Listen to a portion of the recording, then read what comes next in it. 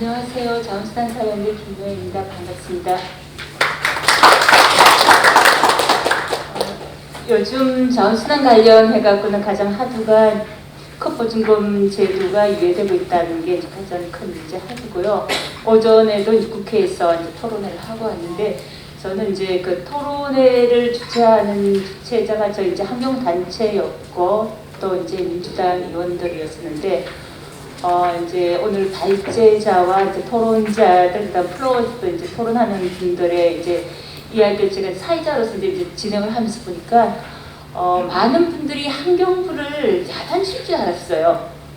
아니, 그러니까 몇 번을 위해하는 거야. 그 컷보증금 제도를 다시 부활시키고 제도화시키기까지 얼마나 힘들었는데, 왜 이걸 또다시 이제 유예시키는 거야, 이제 이렇게 할 줄 알았는데, 거기에 많은 발제와 토론을 하시는 분들이 컷보증금 제도는 사실 우리 모두가 책임이다. 우리 모두 책임.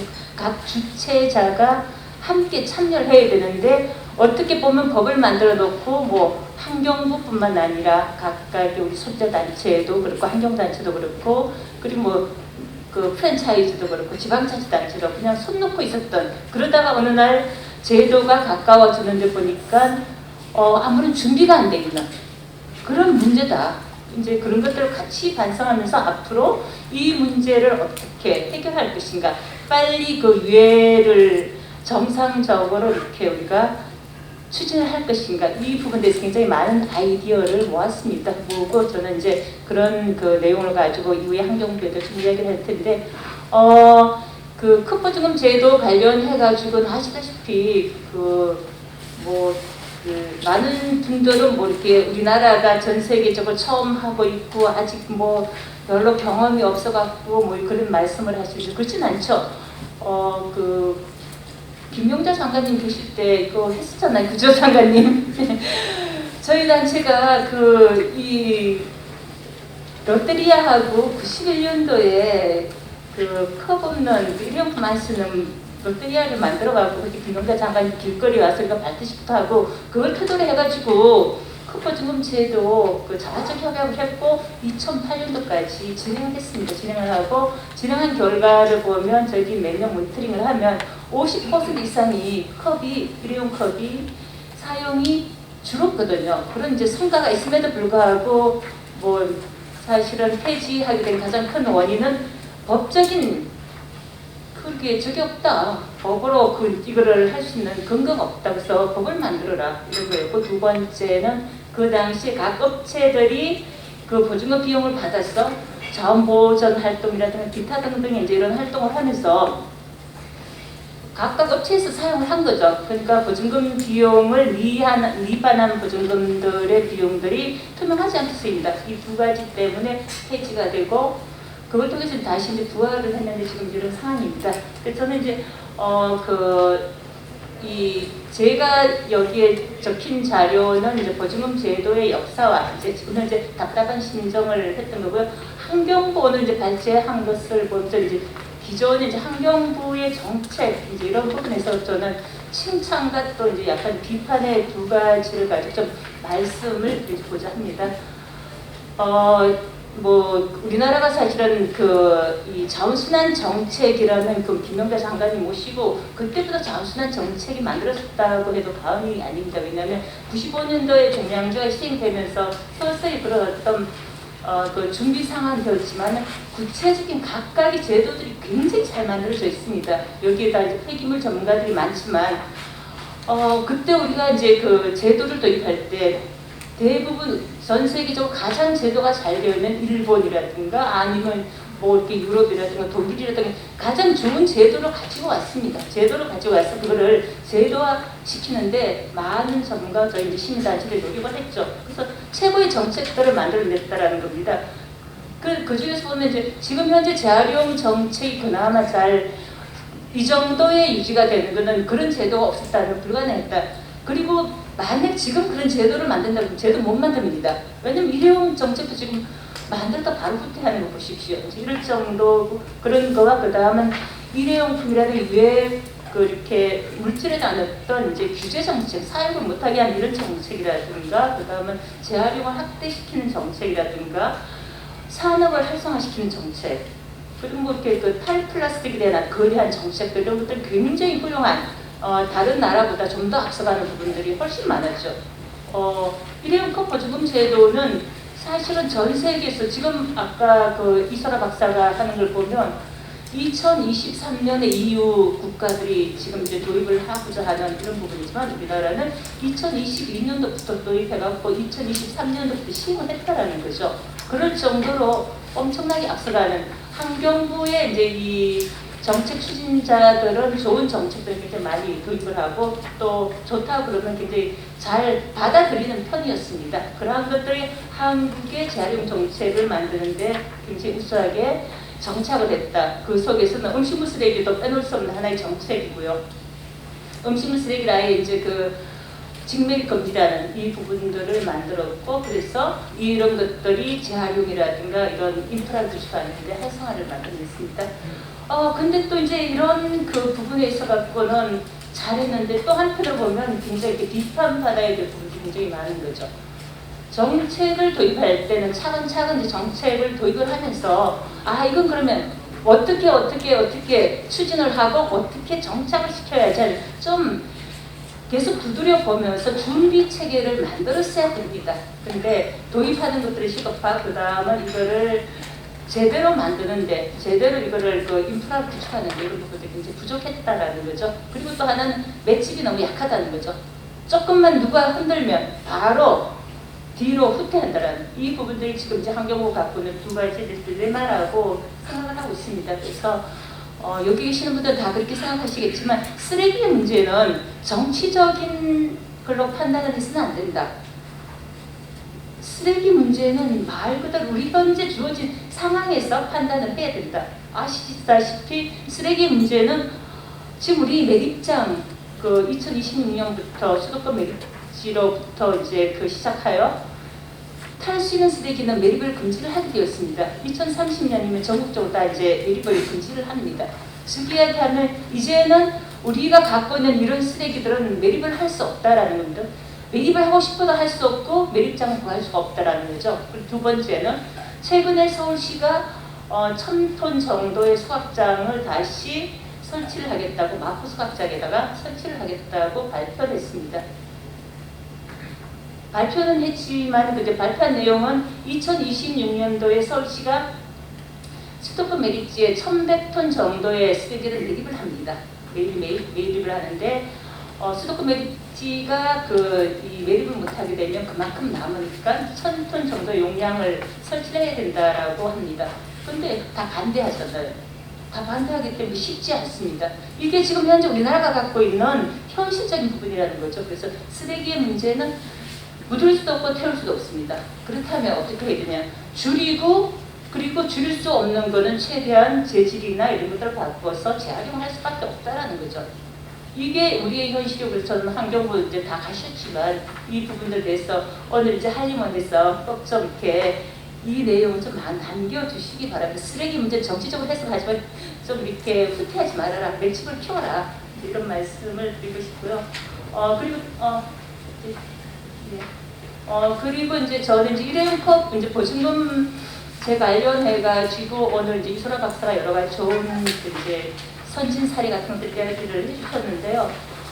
여기서 저는 우리나라가 지금까지 준비를 하지 못해서 후퇴하게 된 이 부분들이 누가 수고해서 누가 어떻게 할 것인가 이런 것도 누가 돈을 더 내고 돌려보고 인프라를 어떻게 구축할 것인가 이 문제가 해결이 안 됐기 때문이라고 보거든요. 그랬을 때는 말 그대로 그 빈용기 보증금처럼 이제는 개인의 각각의 작은 뭐 프랜차이즈, 작은 뭐 이렇게 테이크아웃만 하는 프랜차이즈도 있고 뭐 그런데 그런 저기에서 이제 이 작은 점포에서 이걸 책임을 지는 게 아니라 프랜차이즈가 책임을 져야 된다는 거죠. 빈용기 보증금처럼. 빈용기 보증금도 생산자가 책임을 지잖아요.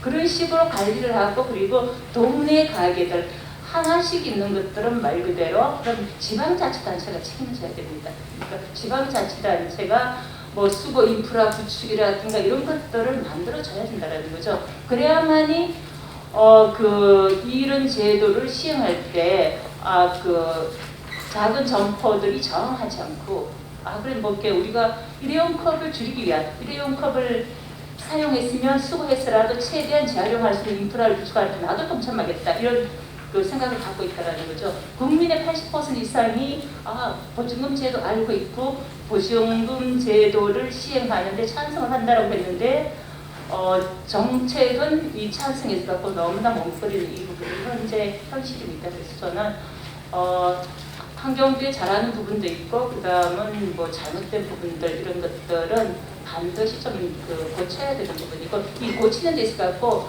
너무 힘이 없기 때문에 밀릴 수밖에 없는 이런 것들은 여기 한림원에 많은 분들이 계시잖아요. 그런 분들이 힘도 실어주시고 좀 이렇게 용기도 북돋아주시고 그리고 좀 밀어주시는 이 부분도 필요할 것 같습니다. 그래서 다른 건 몰라도 쓰레기의 문제는 우리 스스로 좀 해결할 수 있는 이런 방안들을 모색했으면 좋겠다 이런 말씀을 드리고 싶습니다. 고맙습니다.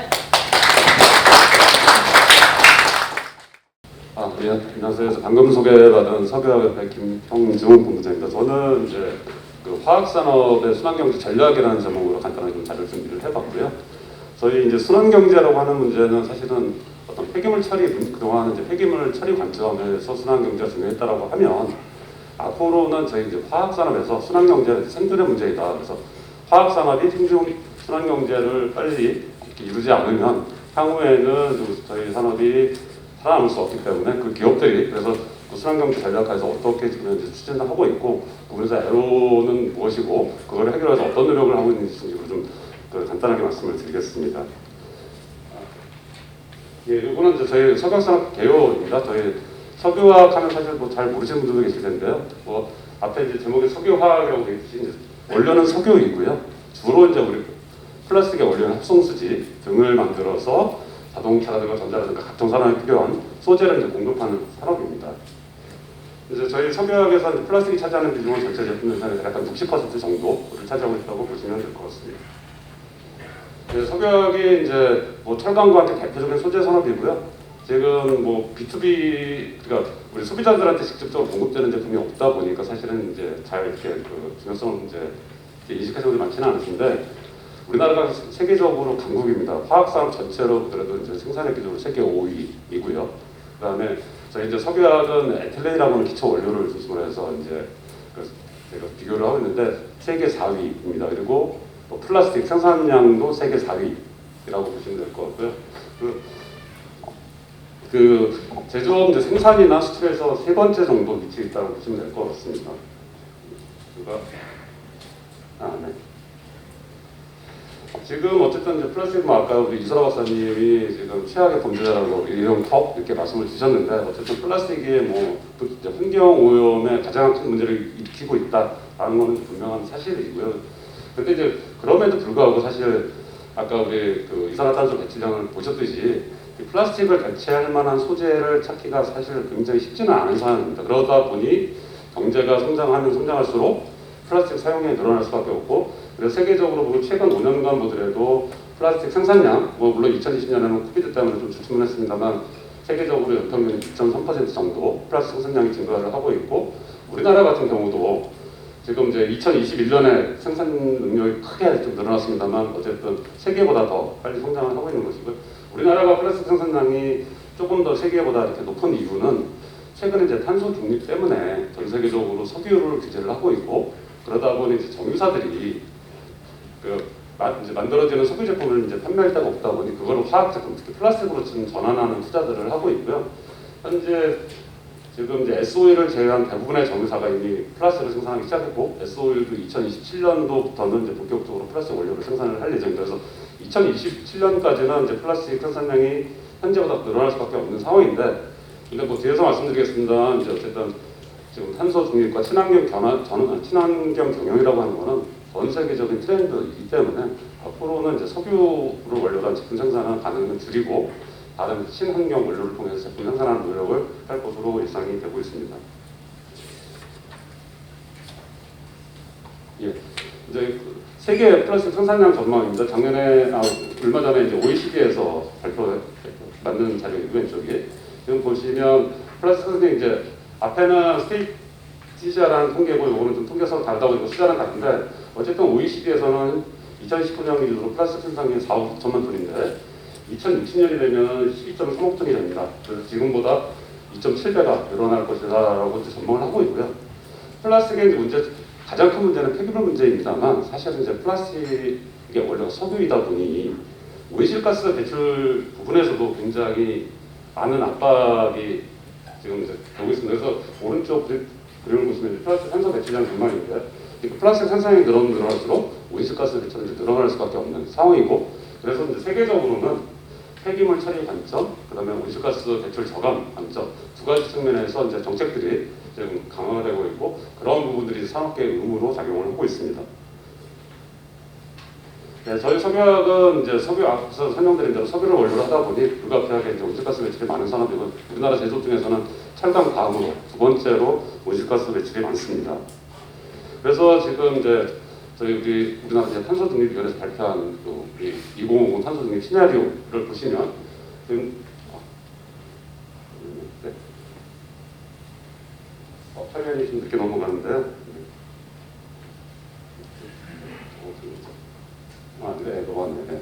저희가 이제 2030년에는 이제 원료 전환, 자원 순환 등을 통해서 온실가스를 20.2% 감축하는 것으로 목표를 받았고, 2050년에는 연료 전환, 원료 전환 등을 통해서 73% 온실가스를 감축토록 저희가 목표치가 지정되는데, 주요한 수단이 보시면 이제 원료 전환 부분에서는 기존 이제 석유계 플라스틱을 바이오계 플라스틱으로 전환하라는 부분이 하나, 그다음 폐플라스틱 재활용을 확대하는 부분이 또 들어가 있습니다.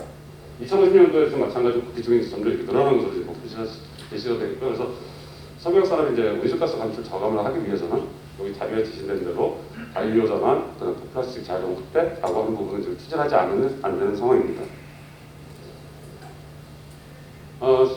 지금 저희가 이제 앞에서 보신 거는 온실가스 감축 목표 부분이고요. 저희가 사실은 저희가 더 심각하게 보는 것은 온실가스 감축 목표는 2030년까지 목표를 달성하면 되는데, 근데 세계적으로 보면 지금 EU의 탄소 국경 조정세라든가 뒤에서 말씀드린 유엔의 플라스틱 오염방지라는 국제협약이라든가 이런 것들이 현재 지금 준비가 되고 있고, 그런 것들이 대부분 보면 빠르면 2025년 또는 2027년에 그런 제도들이 시행이 될 예정이고, 저희 플라스틱들이 친환경 원료를 바꾸지 않으면 그 부분만큼 추가로 이제 관세를 물어야 되는데, 그렇게 되면 지금 석유학이 우리나라 제조업 상위의 수출 산업입니다만 저희가 추가 관세를 물게 된다고 하면 그만큼 수출 경쟁이 없어져서 결국 저희가 수출하지 못하는 상황이 될 수도 있다는 얘기고, 그래서 지금 이제 이 부분은 EU의 탄소국경 조정세 설명이고요. 그래서 좀 제가 절에 맞는 자리다 보니까 2025년으로 되어 있는데, 최근에 이제 EU 의회에서 논의하는 과정에서 이제 시범 시행은 이제 내년 1월부터 시행이 되고 2027년도부터 이제 본격적으로 제도가 시행이 되는 것으로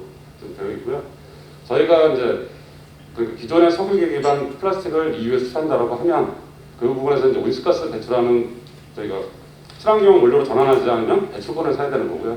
지금 현재 EU의 그 배출권 거래 가격이 대략 한 우리나라 돈으로 10만 원 정도쯤 됩니다. 그 부분만큼 저희가 추가 관세를 물어야 되는 얘기이고요. 지금 요거는 EU의 그리고 근데 국회에서 이렇게 연구한 보면은 이제 그 산업별로 이 탄소국경세를 좀 이제 친환경 원료를 전환하지 않는 부담하는 금액 산업별로 분석을 해놨는데, 저희가 대략 한 1.5조 가장 많은 부담을 코스를 예상 분석한 결과 저희 분석을 했고요. 그다음에 이제 요거는 EU 얘기고, 마찬가지로 미국도 지금 비슷한 내용의 법안이 현재 지금 발의되어 있는 상태입니다. 청정경제법이라고 하고 지난 6월달에 미국 상원위원회 발의가 됐는데, 저희 이제 석유화학 등 12개 제품에 대해서 탄소 배출 1톤당 대략 $55 정도 이제 관세를 추가로 물리겠다는 얘기거든요. 그래서 그런 부분이 이제 시행이 된다고 하면 특히 유럽, 미국의 제품을 수출하기 위해서는 반드시 친환경 전환을 해야 된다라고 보시면 될 것 같습니다. 네. 그다음에 유엔 폐플라스틱 국제가 부분입니다. 앞에서 여러분들이 말씀을 해주셨는데 2024년 말까지 구속력 있는 협약을 만들자라고 하는 게 유엔의 목표이고, 그래서 2050년, 25년도부터는 아까 우리 정선화 국장님께서 발표하신 그런 부분들보다 조금 더 강화된 정책들을 갖고서 반드시 시행을 해야 되고, 그러한 사항들을 매년 이제 유엔에 보고를 해야 되는 그런 상황이 될 걸로 예상이 됩니다. 예, 지금 네. 그래서 이제 앞에서 말씀드린 대로 저희가 이제 탄소 중립과 유엔 탄소 국경 조정세, 그다음에 그 유엔 국제 협약 등에 대해서 저희 이제 업계가 어떻게 대응하는지를 좀 말씀드리도록 하겠습니다. 이 분야는 저희가 이걸 포괄적으로 그림을 그리는 것이고요. 그래서 원료는 기존 석유 대신에 바이오매스로 지금 이제 바꾸어 나갈 것이고, 그래서 재활용 등을 통해서 이걸 다시 석유로 되돌려서 이런 걸 다시 저희가 원료로 하는 그런 이제 노력들을 펼쳐나갈 계획입니다. 네, 네. 그림이 조금 늦게 넘어가서요. 요거는 저희가 이제 요거는 저희 현재 정부에서 지금 심의 중인데 저희가 예타 신청한 내용입니다. 사실 이 탄소 중립 기술이라는 게 기존에 있던 기술들이 대부분 새로운 기술들이거든요. 굉장히 혁신 기술 개발이, 그러니까 난이도가 높은 기술들이 대부분이기 때문에 기술 개발을 반드시 해야 되는 것이고, 그래서 지금 이제 정부의 예타 심의가 신청이 들어갔고 올해 10월달에 이제 다음 달에 아마 결과가 나올 예정인데, 일단 뭐 앞에서 말씀드린 대로 그래서 재활용 부분, 바이오 원료 대체하는 부분, 그다음에 저희 연료를 바꾸는 부분, 이런 부분들의 다양한 기술들을 구성을 해서 저희가 앞으로 기술 개발을 할 계획입니다. 예, 다음 주요 기업별 투자 동향입니다. 그래서 저희는 어쨌든 이제 주력이 현재는 이제 석유 기반의 석유화학 산업이다 보니 어떤 기존 주력 산업에 대한 경쟁력을 강화하는 부분도 중요하지만, 말씀드린 대로 국내의 정책이 바뀌어가고 있기 때문에 거기에 대응하기 위해서는 친환경제는 반드시 해야 되는 것이고요. 그래서 저희 온실가스 감축과 친환경제를 위한 여러 가지 전략적 투자들을 하고 있고, 외국에도 보면 지금 다양한 이제 시도를 하는데, 특히 이제 대표적인 기업이 중간에 보시면 이제 바스프라고 하는 회사가 세계에서 제일 큰 화학 회사이거든요. 독일 기업인데 여기에서는 플라스틱뿐만 아니라 다양한 이제 화학 제품들, 화학 원료들까지도 리사이클하는 전략을 펴나가고 있고, 미국에는 라이온델이라는 회사는 이제 재활용 집중해서 투자를 하는 모습들을 보여주고 있는데, 우리나라도 마찬가지입니다. 구체적으로 기업별 투자 내용은 다음 장에서 보여드리도록 하겠습니다. 저희가 이제 재활용 관련해서는 크게 4가지 정도 카테고리로 저희가 지금 투자들을 하고 있는데요. 뭐 지금 고품질 내말하는 부분, 그다음에 화학적 재활용에서 열분해 해중화학 가스화라고 하는 부분인데, 뭐 대표적으로 보면 이제 열분해 SK 지오센트릭이라고 하는 회사를 보시면 될 것 같은데요.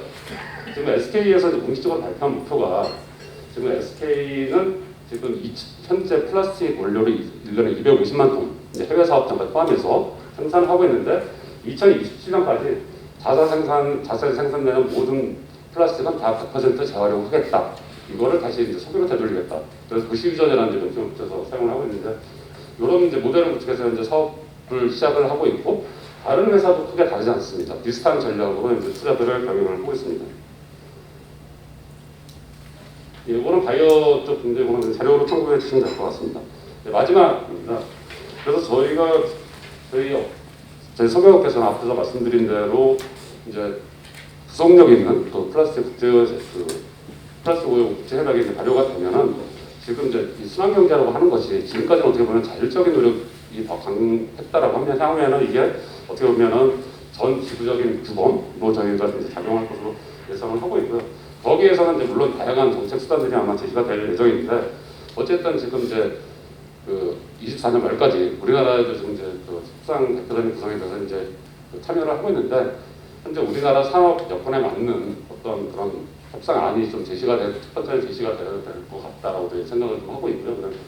두 번째는 이제 앞에서 말씀드린 대로 저희가 다양한 부분에서 이제 순환경제를 이루기 위한, 특히 저희 같은 경우는 플라스틱의 원료를 생산하는 기업들이다 보니까 사실 순환경제의 출발점은 원료부터 시작이 됩니다. 그래서 원료부터 최종 폐기까지 순환경제가 완성이 되기 위해서는 우리 이사장님 말씀 주셨는 모든 이해관계 주체들이 각각 협력을 통해서, 협력을 하지 않으면 사실은 순환경제 달성이 또 굉장히 어려워질 수 있거든요. 그래서 저희는 지금 특히 재활용 같은 경우에도 재활용을 굉장히 잘 하시는 기업들하고 다양한 방면 협력을 해서 여러분들에서 순환경제가 완성이 될 수 있도록 적극 노력해 나갈 계획입니다. 이상으로 발표드리겠습니다. 예, 반갑습니다. 오늘 두 분의 발제에 또 특감이라고 할 수 있는 김명자 장관님의 발표가 있었는데, 어찌됐든 김명자 장관님은 왜 플라스틱이라는 게 이렇게까지 우리가 흔하게 사용하게 됐는지, 그러면서 나타난 플라스틱 문제를 어떤 원칙이나 그림에 의해서 해결했으면 좋겠는지를 말씀해 주셨고, 두 번째 환경부에서는 실제로 꼭 플라스틱 한정해서 얘기한 건 아니었지만 정부가 지금 하고 있는 그런 정책의 내용에 대해서 얘기가 있었고 더 한 단계 내려서 이소라 박사는 보증금이라는 일회용컵이라는 것을 대상으로 해서 플라스틱 문제를 해결하는 현실적인 그런 우리의 그 정책이라고 해야 될까 아니면 현안이라고 해야 될까 이걸 설명을 해주셨습니다. 뭐 아까 김영재 장관님께서 영어로 굉장히 사례를 들어서 말씀해 주신 거 우리 저 가셨는데 이찬희 이사장님의 쓴 책 플라스틱 시대 그것을 요약 정리해 보면 이 정도의 내용으로 아무튼 이렇게 좋았기 때문에 플라스틱이란 게 그렇게 광범위하게 사용되고 있고 또 그런 문제를 일으키고 있다 이렇게 정리를 할 수 있겠습니다. 뭐 그것까지 제가 하나하나 말씀을 안 드리겠습니다.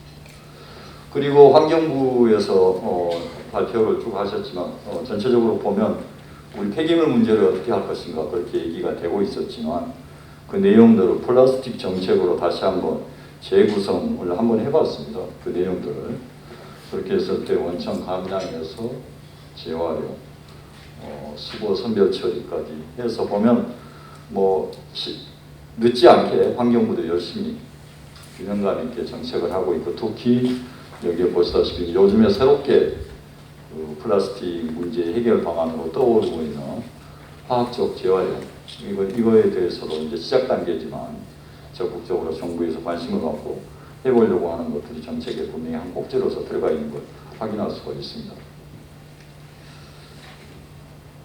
저는 사실은 그 오늘 기왕 얘기가 나온 김에 정책적 수단 중에 하나인 그 보증금 제도 사실 보증금 제도라는 게 우리가 정책 수단을 뭐 좀 순서대로 보면 가장 약한 게 교육이나 홍보고 두 번째가 경제적 유인책이고 세 번째가 생산자 책임, 네 번째가 규제 이 정도 되는데 어찌됐든 보증금 제도는 그 두 번째 경제적인 유인책이고 소비자한테 그 책임을 넘겨서 소비자들의 참여에 의해서 그게 작동하게 되는 이제 그런 제도인데 이것에 대해서 조금 더 논의를 했으면 합니다.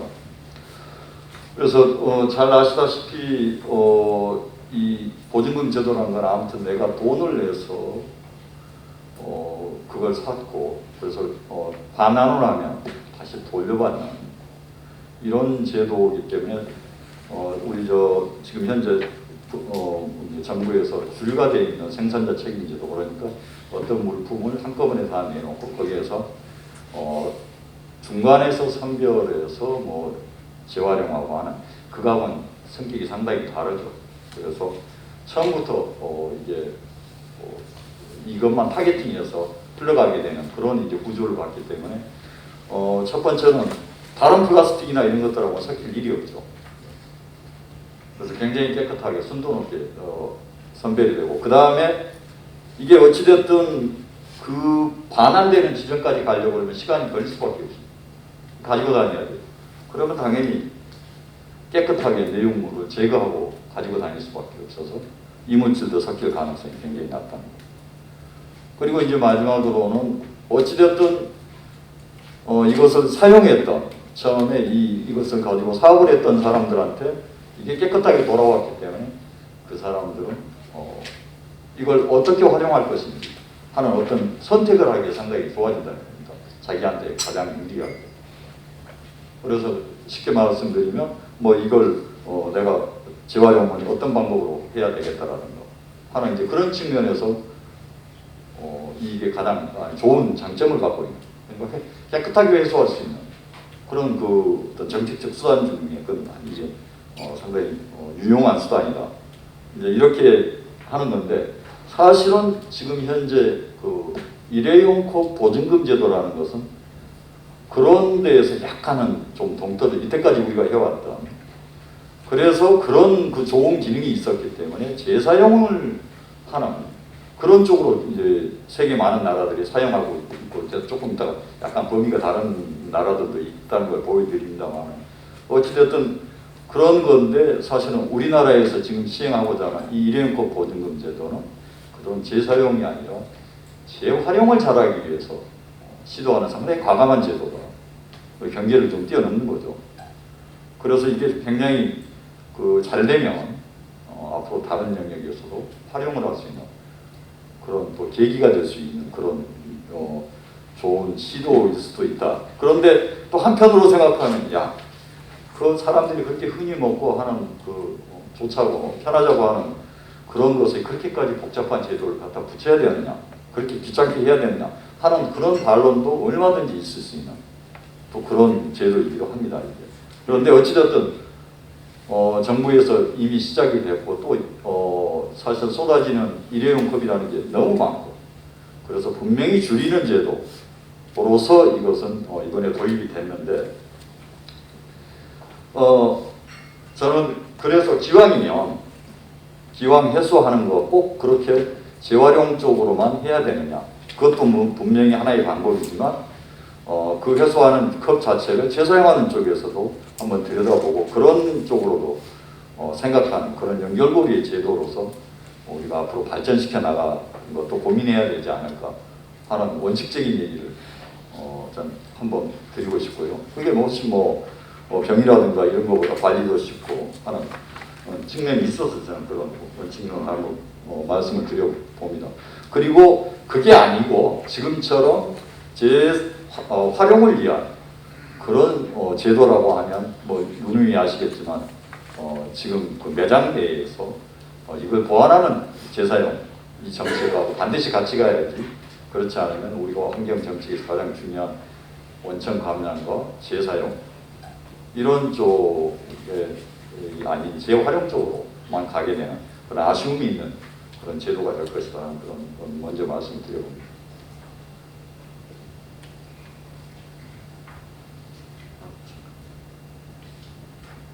앞으로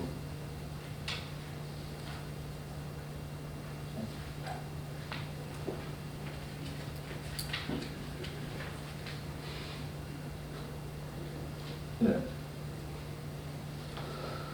그리고 이제 이게 저는 기왕 보증금 제도 얘기가 나왔고 아까 이제 상당히 과감한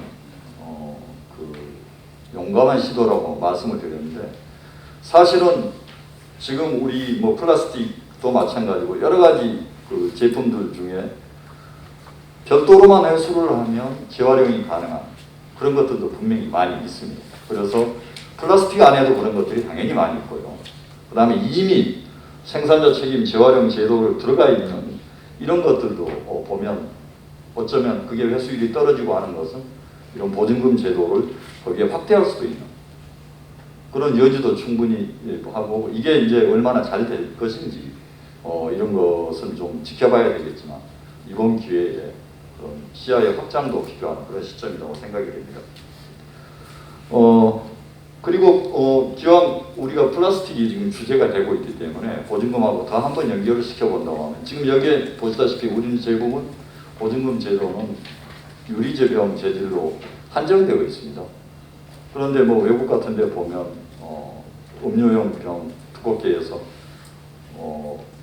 이 보증금을 이용해서 다시 재사용하는 이런 것들도 분명히 있거든요. 그래서 이번 기회에 플라스틱 쪽에 재사용을 연결시키는 그런 고민도 해볼 필요가 있겠다라는 생각이 듭니다.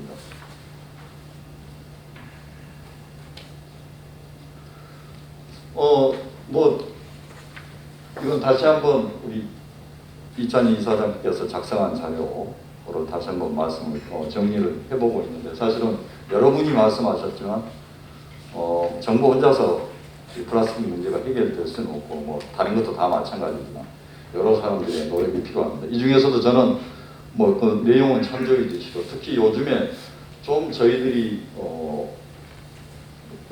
정부에서 아니면 학계에서 먼저 고민을 좀 해주셨으면 하는 부분이 바이오 플라스틱에 관한 사항입니다. 특히 생분해성. 이 부분들이 저는 또 개인적으로 생각을 할 때 이게 완벽하게 생분해성이 아니고 어느 정도 일정 부분의 생분해성이면 오히려 나중에 재활용도 방해할 수도 있는 그런 여지도 충분히 있기 때문에 이런 시점에서 그런 부분들이 과연 뭐가 더 나은 건지 아니면 그런 것들은 어떻게 할 것인지 특히 여기 계신 학계에 계신 분들은 좀 관심을 갖고 그것들이 빨리 판단이 될 수 있게끔 하는 그런 것을 해주셨으면 기대를 드려봅니다. 예, 뭐 저는 사실 이 용기 보증금 제도에 대해서 얘기를 하다 보니 그렇게 많이 할 얘기는 없는 것 같습니다. 네, 이상입니다.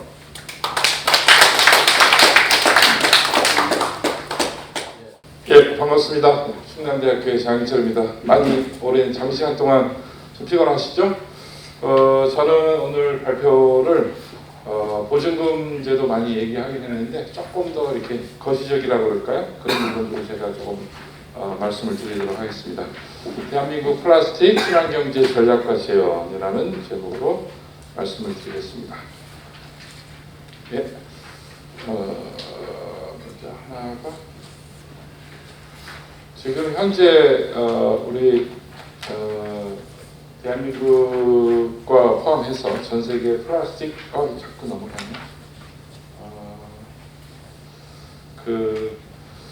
현재 수준이 전체 세계 수준이 뭐 아직 정확한 통계하지만 뭐 9% 정도로 보고 있고, 그 다음에 기계적 재활용, 물질 재활용은 한 20에서 30% 수준으로 보시면 되고요.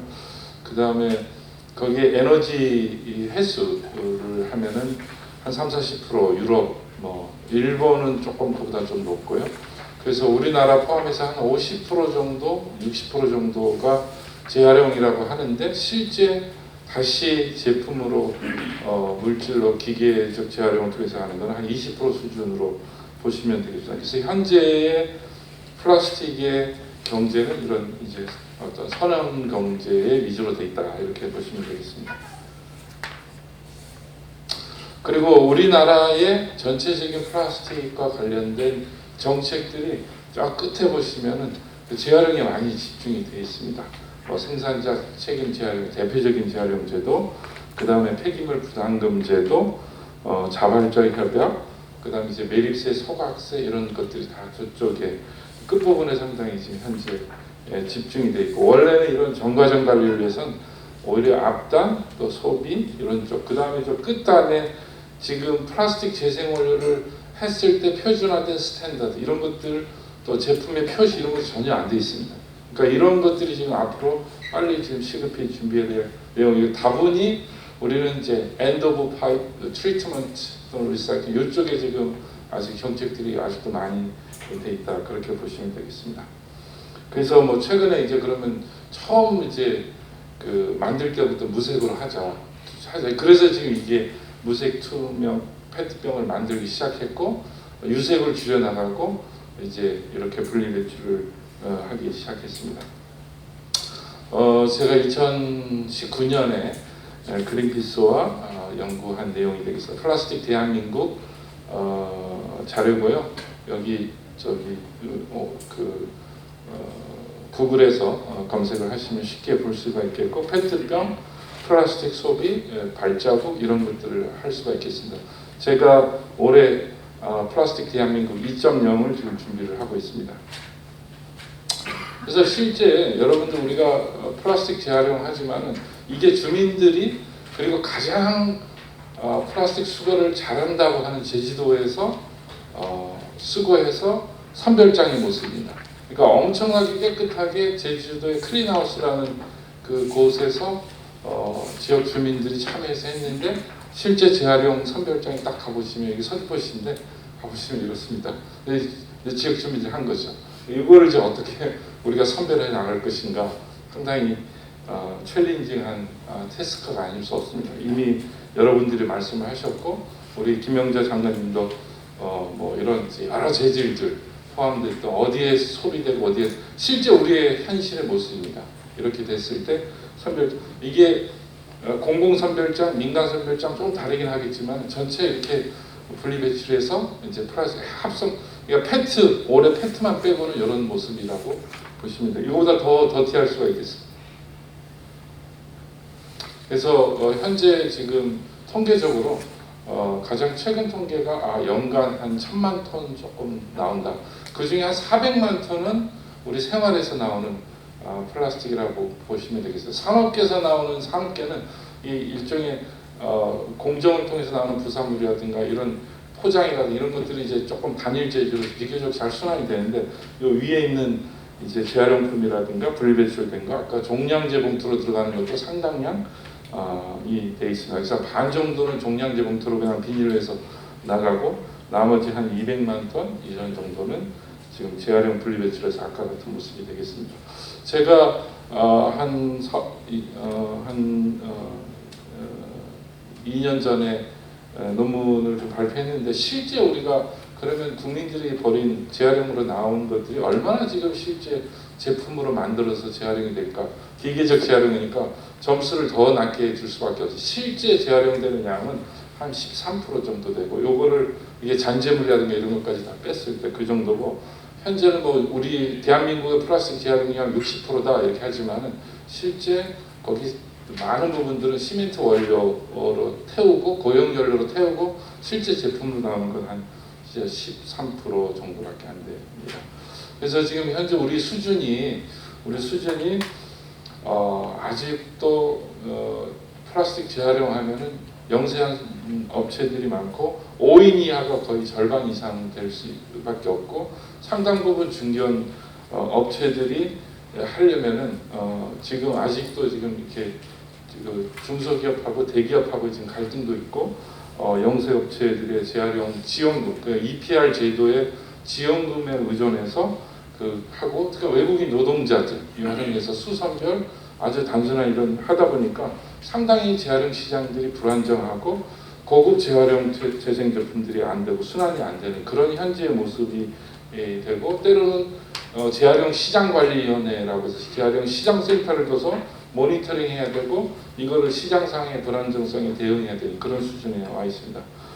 그럼 앞으로 우리가 어떻게 대응을 해야 할 것인가 이제 미래 얘기를 조금 더 하겠습니다. 첫 번째는 사실은 순환경제가 굉장히 중요하고 앞서 몇 분이 말씀하셨지만 온실가스의 플라스틱이 지금 차지하는 온실가스의 전 세계 온실가스의 비중은 한 3% 정도로 보고 있습니다. 3% 정도가 플라스틱 산업에서 나오는데 2050년 되면 이게 거의 한 8, 9%, 10% 정도로 보고 있습니다. 그러니까 온실가스 감축을 위해서도 플라스틱 순환경제가 굉장히 중요하고 여기 최근 보고서에 따르면은 NDC만 갖고 국가 간의 온실가스 감축 목표만 갖고는 탄소 중립 달성이 어렵고 반드시 순환경제가 돼야 순환경제가 온전히 이루어졌을 때 2044년에는 탄소 중립에 도달할 수 있다. 그런 전망을 하고 있기 때문에 이런 이제 NDC 국가 온실가스 감축 목표의 한계점을 지적을 하고 있습니다.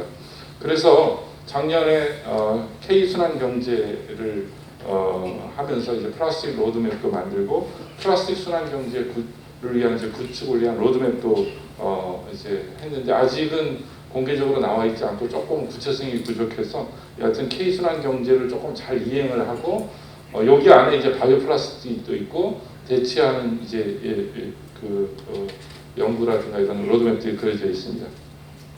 그 다음에 세 번째는 K순환 경제를 잘 체계적으로 이행해서 하는 거하고 그 다음에 결국은 지금 아까 우리 김평중 우리 본부장님도 말씀하셨지만은 대대적인 어떤 혁신과 이노베이션과 투자가 없이는 어렵다. 저는 그런 생각을 해서 산업계하고 같이 해서 조금 여러 가지 화학적인 그 기술이라든가 기계적인 재활용의 투자 이렇게 되지 않으면은 사실 이거 어떤 혁신과 그 투자와 이런 구조 조정이 없으면은 사실 플라스틱 순환 경제는 달성하기 힘들다 그렇게 보고 있습니다. 그래서 지금 현재 이미 대기업을 중심으로 해서 많이 화학적인 재활용, 열분해, 국가에서도 R&D를 많이 투자해서 아까 말씀드린 것처럼 이렇게 하고 있습니다.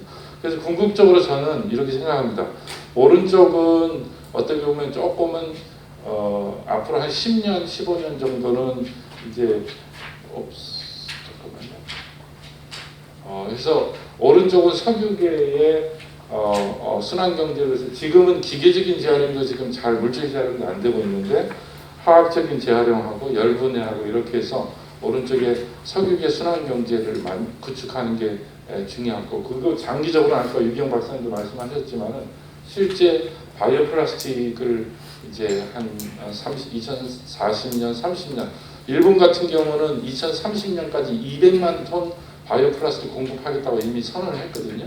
그런 것 같이 우리나라도 그런 이제 왼쪽에 있는 바이오 플라스틱 쪽에 순환 경제를 구축해서 양쪽이 여러분 심장에서 왼쪽하고 오른쪽이 잘 돼야 온전한 이제 순환 경제가 구축이 가능하다 생각이 들고, 그럼 앞으로 이제 정부가 이런 정가전 관리에서 뭘 해야 되느냐, 플라스틱 순환 경제를 위해서 저는 개인적으로 제 개인적인 얘기는 아직 정확한 분석은 말씀은 못 드리지만 장단점 분석을 해야겠지만, 저는 일회용 컵 보증금, 일회용 컵은 저는 앞으로 한 2, 3년, 4, 5년 뒤에는 금지시켜야 된다고 생각합니다. 일회용 플라스틱 컵은 사용 금지로 해서 지금 같은 경우 보증금에서 이렇게 반환하는 것보다는 금지를 시키고, 오히려 다회용 컵에 보증금을 둬서, 다회용 컵이 저희 학교도 뭐 이렇게 스타벅스도 이미 제도 같은데 1,000원을 주거든요. 그럼 다회용 컵에 보증금을 주고 그다음 그걸 반환하면 1,000원을 반납해주는 그런 제도거든요. 그래서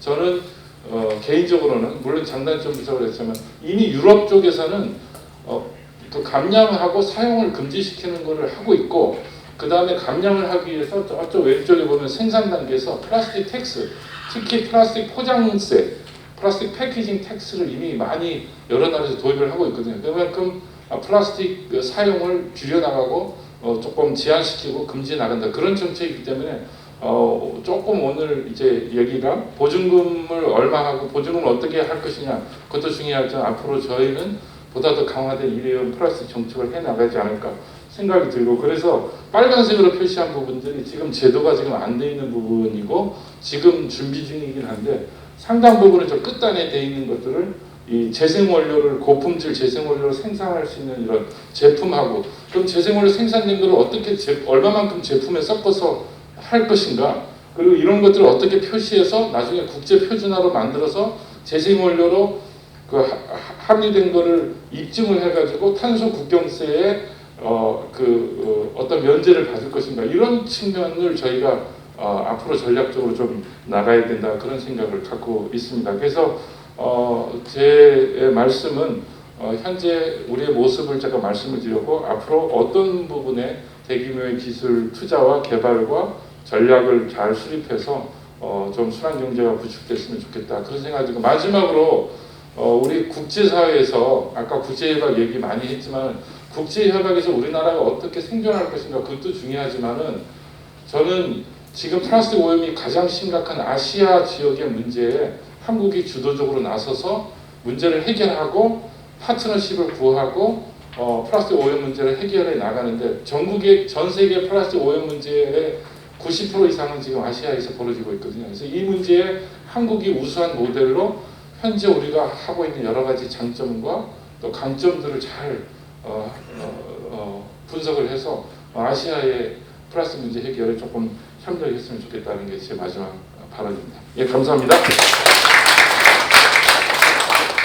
안녕하십니까. 한국탄소중립평가 주식회사의 하준수입니다.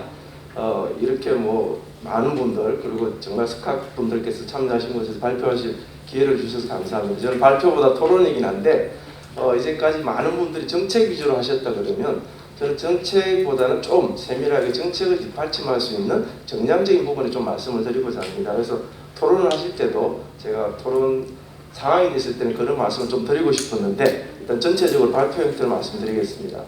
먼저 저희가 자원순환 보증금 센터를 통해서 이번에 용역을 하나 마무리를 했습니다. 5월에 끝냈는데요. 그 과정에 이제 사업명을 보시면 탄소 중립을 위한 일회용 컵 및 폐플라스틱의 자원순환 발전 방향 연구입니다. 그래서 발전기가 자원순환 보증금 센터를 통해서 수행을 했고요. 큰 연구 목적을 보시면 지금 급하게 좀 진행된 느낌은 있지만 어쨌든 빈용기 보증금 제도를 포함한 선진국의 재활용 촉진 정책의 동향을 분석을 했습니다. 그래서 어떠한 정책이 추진되고 있었고 어떻게 활용되고 있고 그 효과가 무엇인지에 대해서 저희가 분석을 했고요. 그 다음에 이제 저희가 좀 제일 어려운 부분이라고 생각했는데, 정가전 평가 기반을 해서 이런 재활용 일회용 컵의 재활용 시나리오가 기후에 대해서 어떤 영향을 줄 수 있느냐를 분석을 했습니다. 그래서 이제 연구 결과를 간단하게 말씀드리면, 먼저 빈용기 반환 보증금 반환 제도를 보시면 현재 전 세계적으로 한 40여 개국이 시행을 하거나 시행 준비 중에 있습니다. 아까 이소라 박사께서는 23개국 말씀하셨는데 미국이 주별로 하고 있다 보니까 미국이 아마 1개국으로 해서 그런 것 같고 미국은 한 10여 개 주가 시행을 하거나 시행 준비를 하고 있습니다. 결론적으로는 결국 재활용률이 향상이 되더라라는 게 공통 결론입니다. 이런 반환금 보정제는 2017년 유엔 환경 프로그램에서 보정금 제도 시행을 권고하면서 급격하게 확산됐다고 보시면 될 것 같고요. 우리랑 다른 점은 대부분의 국가에서 보증금 제도가 빈 용기를 포함해서 포괄적인 재활용에 대한 논의라고 되면 저희가 이번에 하는 것은 하나의 일회용 컵이라는 하나의 주제에 집중됐다는 것이 큰 차이라고 보시면 되겠습니다. 그래서 그러한 국가들이 현재 진행된 보증금 제도의 성과들입니다. 그래서 보시면 2000년대 초반부터 진행이 쭉 되고 있었고요. 많은 나라들이 여러 가지 제도를 시행해서 보니까 두 나라가 대표적으로 보시면 에스토니아, 리투아니아인데 보증금 제도에다가 텍스 제도를 붙여서 시행을 해보니까 효과가 훨씬 좋더라라는 아까 말씀 이소라 박사께서 발표하셨던 할인을 해주는 제도보다는 내가 덜 내는 제도에 훨씬 관심이 많다라는 내용과도 거의 유사한 내용이 되겠고요. 독일 같은 경우도 보시면 처음에 보증금 제도를 시행을 했다가 잠시 풀었더니 재활용률이 급격하게 떨어져서 다시 보증금 제도를 시행하는 우리랑 좀 비슷하다고 볼 수 있는 형태가 되겠습니다. 그래서 지금 현재 재활용률, 해수율은 거의 99%, 재활용률 90%까지 갔다라고 이제 하고 있고요. 그 다음에 이제 핀란드 같은 경우도 지금 이런 재활용 DSR 제도를 실시하면서부터 급격하게 재활용률이 높아져서 현재 거의 99%까지 해수율이 높아졌다라고 합니다. 그래서 확실하게 DSR 제도라든지 이런 제도를 시행함으로써 해수율은 급격하게 높아질 수 있다. 그 다음에 부속되는 것은 재활용을 하는 기술 그리고 정책이 뒷받침이 된다면 계속 지속적으로 증가할 수 있다는 사례들을 제도 분석을 통해서 볼 수 있었습니다. 아까 말씀드린 바와 같이 이런 일회용 컵을 재활용할 때 온실가스 배출이 어떻게 되는지 생애 주기별로 분석을 좀 해보고 싶었는데 저희가 가지고 있는 제공되는 데이터들이 정말 기본 베이스들이 너무 차이가 많아서 적용하는데 좀 어려움이 많았습니다. 그래서 통계 자료를 스크린하는 과정 그리고 그 통계 자료의 정당성을 스코핑하는 과정 이런 과정들이 너무 어려워서 실은 이제 어떤 컨트롤을 만들기는 좀 어려워서 공식적인 자료들을 중심으로 좀 정리를 했습니다. 그래서 보니까 폐기물 통계뿐만 아니고 좀 전에 장 교수님께서 발표하셨던 그린피스 내용까지도 추가해서 저희 검토를 해서 컨트롤을 좀 잡고 진행을 해봤습니다. 그래서 보시면 우리나라는 생산 단계, 즉 원유에서 추출하는 단계는 이제 없고 납사부터 시작을 하는 걸로 저희가 분석을 했습니다. 그래서 납사부터 페트까지 가는 과정, 즉 합성 수지를 생산하는 단계를 해보니까 값이 약 100만 톤 정도 값 CO2 배출량이 나오는 걸로 나왔고요.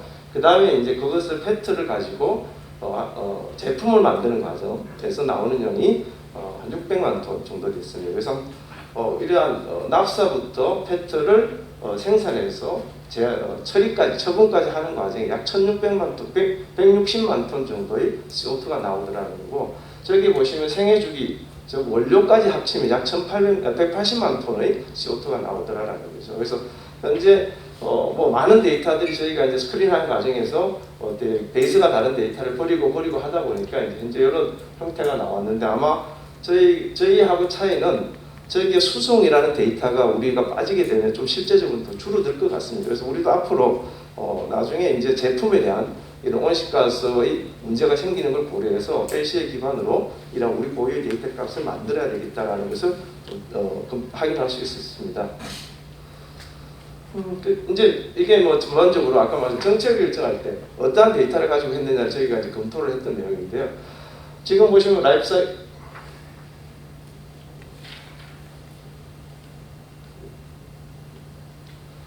사이클 많이 아까 앞선 분들도 많이 말씀들 하신 내용입니다. 그래서 추출과 운송, 즉 2차 원료, 석유계 원료로부터 생산하는 과정, 그 다음에 합성수지를 만드는 과정, 그 다음에 합성수지로부터 플라스틱을 만드는 과정, 그 다음에 처분하는 과정까지 라이프 사이클이 구성이 되어 있어요. 그래서 지금 저희가 지금 하고 있는 게 아직까지는 플라스틱 수지 제조, 즉 메카니컬 리사이클링 단계에 집중이 되어 있고요.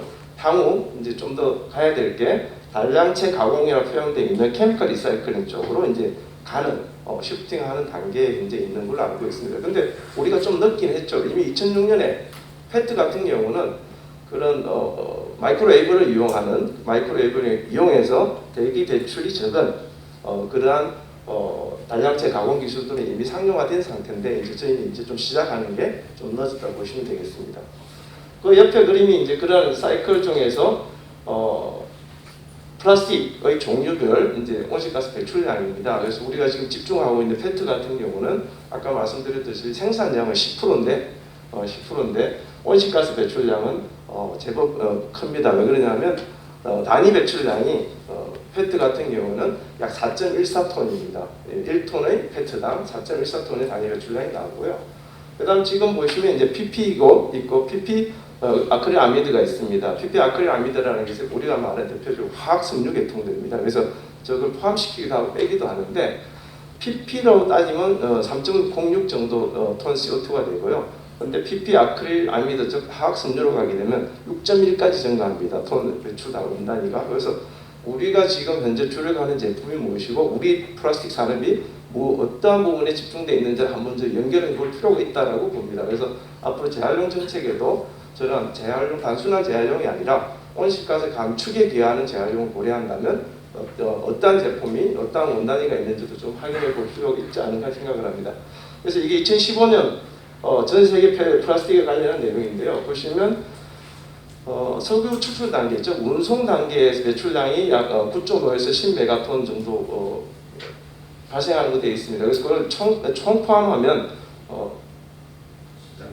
그래서 거의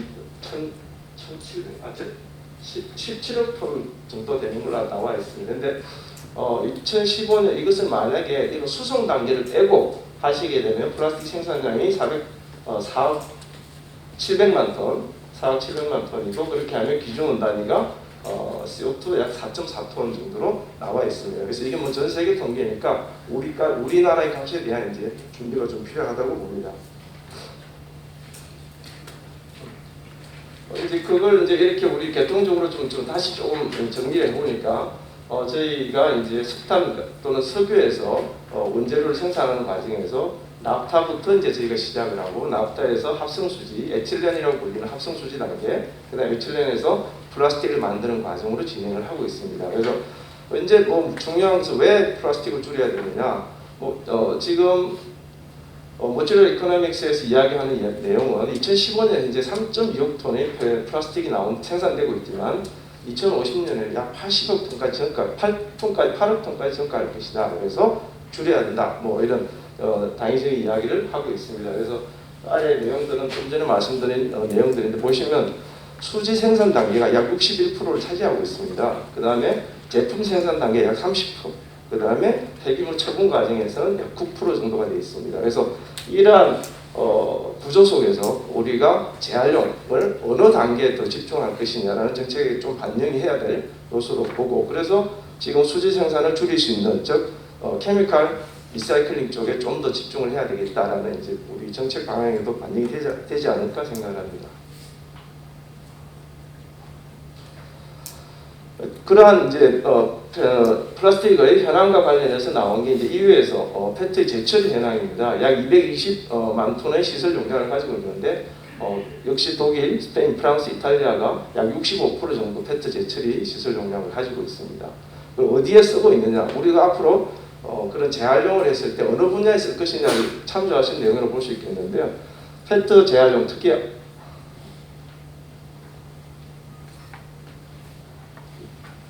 마음대로 잘 넘어가서 조용해졌습니다. 그래서 EU에서 페트 재활용 알페트를 보니까 거의 32%가 식품 접촉 포장 용도로 사용되고 있습니다. 그래서 우리도 어디에 쓸 것이냐, 어디에 쓸 수 있는 그런 재활용 산업을 개발할 것이냐라는 측면에서 이미 검증된 부분에 좀 접근할 필요가 있지 않겠느냐 생각을 합니다. 그리고 약 24%가 섬유 용도로 사용되고 있다고 합니다. 그래서 이제 이러한 뭐 정책이 좀 더 앞선 정책으로서 이제 환경부에서도 그러한 정량적인 요소를 감안해서 우리가 플라스틱의 전주기 발생 저감 및 재활용 대책 수립을 2020년에 발표를 했습니다. 그래서 25년까지 생산을 20% 감축하고 재활용을 70%까지 상향하겠다라는 이제 목표를 가지고 플라스틱 발생의 원천 저감, 그다음 플라스틱 재활용의 확대, 그다음에 대체 플라스틱 사회의 전환 같은 이러한 정책들을 발표를 하고 진행을 하고 있는 걸로 했습니다. 그다음 지금 보시면 이제 그러한 정책뿐만 아니고 전문가의 이제 의견을 검토한 내용인데요. 지금 보증금 제도와 관련한 인센티브 제도에서 이야기하는 부분이 가장 중요한 계속 공통으로 논의되고 있는 내용인데요. 지불한 보증금만 반환되고 혜택이 없다라는 의견이 굉장히 지배적이었습니다. 그래서 돈을 내는 사람은 소비자인데 소비자에게 돈을 혜택이 없다라는 이야기가 있었고 아까도 말씀드렸지만 지자체가 적극적으로 활동을 해야 된다고 하는데 지자체에 들어가는 부분도 없습니다. 미국 뉴욕 같은 경우에는 보증금 제도의 일부를 장려금이라는 형태로 지원을 해줌으로써 교부금으로 쓸 수 없는 용도, 지역 발전이라든지 교부금으로 쓸 수 없는 용도로도 활용하는 사례가 있습니다. 그러한 사례가 있을 때 재활용률이 좀 더 올라가는 형태로 볼 수 있습니다. 그래서 지자체를 장려할 때는 보증금, 미반환 보증금에 대한 활용 방안도 정책적으로 좀 고려가 필요하지 않겠나라는 내용을 보시면 될 것 같고요. 그다음 아까 공통적으로 나오는 내용입니다. 반환의 접근성이 좋아야 되겠다. 그리고 반환 용기가 좀 더 규격화되어야 되겠다. 그래서 이미 제도에 다 반영된 내용들이 전문가 의견 속에서 나타났습니다. 그리고 이제 마지막 내용인데 저희가 이런 정책을 실행할 때 아까 보셨지만 이소라 박사께서 발표한 내용 중에 영국의 리빙랩 사례가 있었듯이 그다음 벨기에 같은 경우는 대규모 소규모 행사에서 이런 일회용 컵의 사용 사례를 조사한다든지 많은 내용들 즉 리빙랩 운영이 굉장히 선행돼서 정책을 발굴하고 있습니다. 그래서 UNEP 이게 이제 2021년 UNEP에서 정책을 수립할 때 특히 재활용 정책을 수립할 때 적어도 에너지 믹스에 대한 현황이라든지 그리고 지역적이라든지 지리적 이러한 특성 그리고 소비자의 행동 양식 같은 것을 충분히 반영해서 정책을 수립하라라는 제안을 하고 있습니다. 그래서 먼저 우리나라가 어디에 있겠느냐 하면 그래도 어느 정도 에너지 믹스가 좀 구축이 된 나라 중에 속한다고 보시면 제일 아래 칸에 있는 행태를 지금 따라간다고 보시면 될 것 같고요. 그 다음에 우리 그래도 저희 시민의식이 높은 편이니까 친환경 또는 비용을 중시하는 소비자를 중심으로 정책을 좀 만들어져야 되겠다. 이제 다른 유형의 소비자, 즉 친환경이나 이런 재활용에 대해서 관심이 없는 형태들은 보시면 일회용에 너무 친숙하기 때문에 일회용의 재질을 최소한 바로 버릴 걸 고려해서 바이오플라스틱이라든지 형태를 좀 더 확대해야 되겠다. 그래서 국가의 그런 국민의 또는 국가의 기술적 형태를 반영해서 정책을 좀 다양하게 또는 진행 가능한 실현 가능한 정책을 좀 수립하는 것이 필요하다라고 이제 UNEP에서는 제안을 하고 있습니다. 그래서 저희도 앞으로 이런 큰 정책 결정할 때 리빙랩 형태를 좀 운영을 해서 좀 더 국민 이런 사용자 소비자 의견을 반영할 수 있는 정책이 좀 됐으면 좋지 않을까 생각을 합니다. 네.